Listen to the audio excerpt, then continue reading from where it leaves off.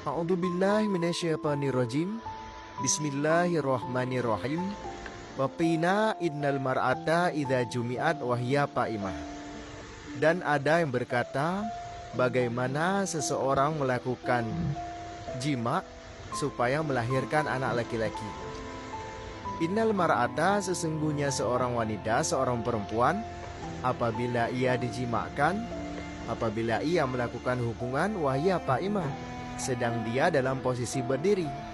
Artinya ia melakukan jima dalam posisi berdiri.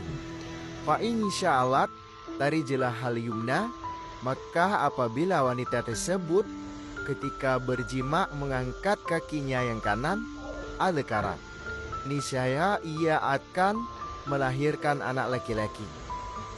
Wa in sya'alat rijlah hal yusra ansat, dan apabila perempuan tersebut mengangkat kakinya yang kiri, maka ia akan melahirkan anak perempuan.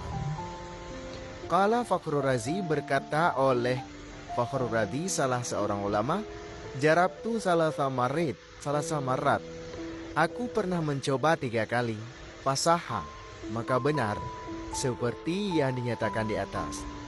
Artinya, berkata oleh Syekh Fakhrur Razi, beliau telah mencobanya 3 kali dan ternyata benar.